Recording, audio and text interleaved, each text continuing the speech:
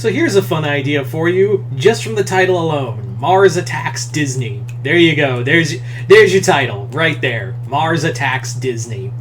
So, this idea literally just came to me just on a whim, and I was like, you know what, this is fun enough. I will do a whole video. I want to do a whole video on a Mars Attacks Disney story.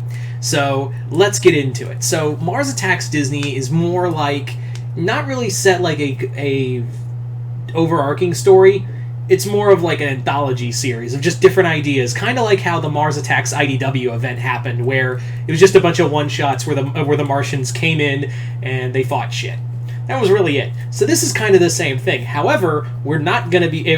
where I usually use the Disney characters from the shows, this time around it's more the movies. So we're going to be going more on Mars Attacks the Disney movies than anything else. So let's get into it. So first one of course, the first one I had in mind was Mars Attacks the Incredibles. So in this story, Mars Attacks because really, like, Mars Attacks the Incredibles is probably like the one that would make the most sense and be the most awesome, because that late 50s, early 60s style, that retro aesthetic, fits so well with the Martians. Like, you could easily see the Martians be villains for the Incredibles and that superhero world, because they fit right in. So yeah, Mars Attacks the Incredibles begins with, basically, the government approaches Mr. Incredible and some other supers and is like, hey, we need you to come with us right now, and Bob is like, okay.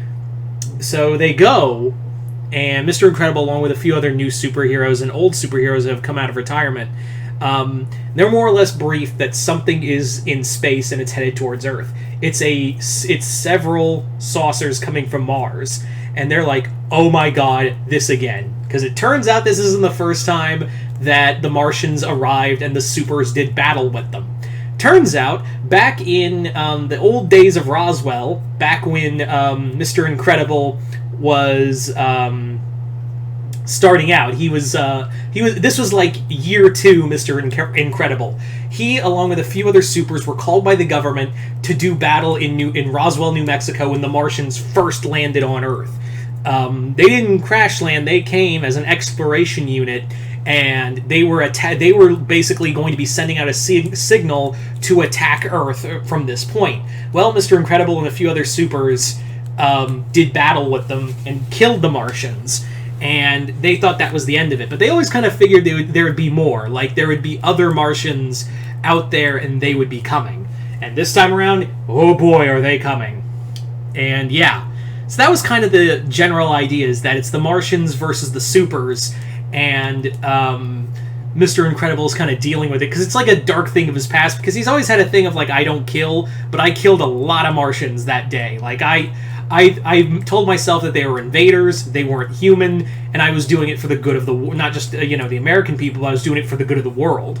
So that was kind of the idea.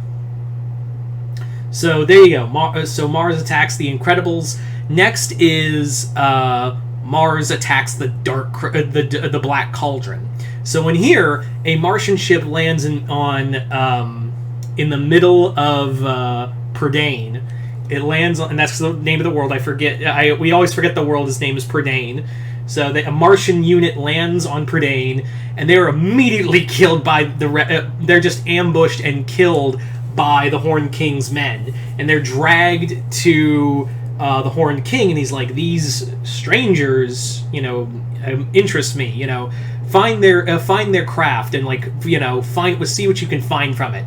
So in this whole story, it's the Horned King, like, using his necromancy and the power of the Black Cauldron to resurrect the Martians. But the problem is, like, the Martians' physiology is so different, the magic backfires and makes them like zombie Martians.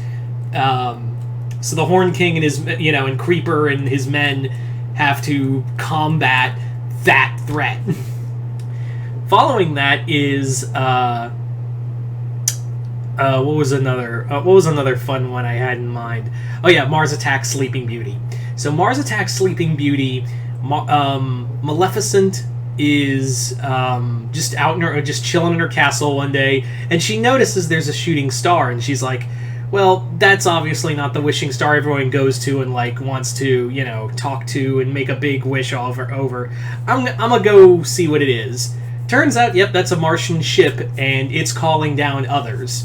So Maleficent does battle with the Martians, but then when more Martians show up, she's like, this is an invasion and I need help. So she goes directly to the fairies. She goes, and this is for the animated movie, not the live action movie. So yeah, they go to them, and they go, Maleficent goes to the three fairies and asks them, like, I need your help, I need your magic, and yeah, I need it yesterday, so let's go. So Maleficent and the three fairies have to fight their way through the massive amount of the Martians who are studying magic. Like, they're actually capturing fairies and other magical creatures and experimenting on them so they can learn magic for themselves. Like, they want to study and manipulate magic for themselves. So, that's not good. Next up, we have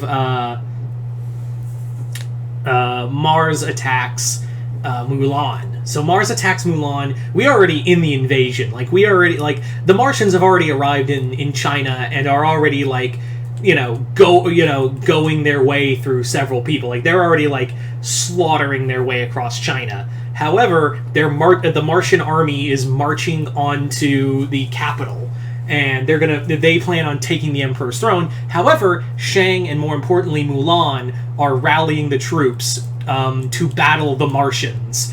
So the Martians have to do battle with Mulan, who is like, I've taken on one warlord, I can take on, and all warlords are basically the same to me. So they have to contend with Mulan in this battle. Another one I had was Raya and the Last Dragon. In here, in this story, what happens in here is that this is after the movie. So Mars Attacks Raya is a story where the Martians have come down and they're actually capturing dragons and harvesting their energy to power their weapons. Like, they're harnessing the magic from the dragons and learning to manipulate that energy. Like, they're learning to manipulate dragon energy to put in their war machines. They're even experimenting on dragons and mutating them into whole other kinds of just horrendous monsters and just disgusting creatures for them to use however they please. So that's, needless to say, a pretty horrifying thing to go through. So there is that. Then we have Mars Attacks Zootopia. Mars Attacks Zootopia is more of a secret invasion, because it starts out with Judy and Nick investigating a series of kidnappings that are going across. They're like, this has got to be same as before, where it's just people are, it's kind of like the Nightshade, the Night Prowler thing, where Night Howler thing, where it's like someone's experimenting on that stuff again. Maybe Bellwether got out of prison, who knows. Turns out, nope, it's the Martians, who are basically trying to do a pod people thing with well, it's more like a secret invasion thing, not pod people. Basically what they're doing is kidnapping citizens of Zootopia, manipulating their DNA and harvesting it so they can look like them and infiltrate Zootopia and the rest of the world in that universe. Like, they're basically trying to pull a Skrull thing and become like shapeshifters. So Nick and Judy are basically thrown in this situation where they don't know who to trust, because this invasion's already been going on for months. They've been infiltrating every level for months. So now they have to pick who can they choose to really trust in the midst of all of this. So they're pretty much just terrified as to who they could really trust in this situation. Anyway, so another one is Mars Attacks Big Hero 6. In Mars Attacks Big Hero 6, this story is set shortly after the movie, and essentially, Hero is just, fucking around on his computer, and he's more or less just kind of messing around, and then he gets a signal on his computer, like it's communication, and they're like, it's kind of like a warped version of Close Encounters of the Third Kind. You know that scene where they're communicating with lights, that thing. So it's kind of like that, but he's like communicating with it, and he's like, "Holy crap, extraterrestrial life! There is fucking aliens out there! Holy shit! We need to get on this right now. Like this is a big deal." So he's like talking to them, and the Martians basically convince Hero that hey, we're good, and our planet is dying, and we have come to save yours. So he helps them get there. And wouldn't you know it, the Martians are lying, and they're going to kill everybody around them.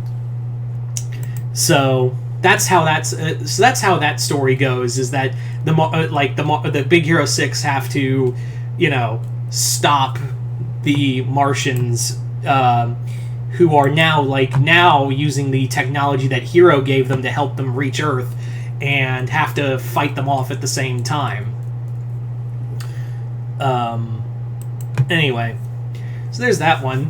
Then there's another fun one where Mars attacks Wonderland, where in here the Martians basically discover a path to Wonderland from Mars. Like, they find a Martian door to Wonderland, and they go there, and they discover that the world has no physics. Like, there's no logic. There's nothing that they can really mentally grasp, and it drives them up a goddamn wall. So it's this Martian exploration team. It's just a Martian exploration team of 5 Martians going to Wonderland, and they're there as an exploration team, and they're just slowly losing their minds from all the lack of physics or lack thereof the whole time.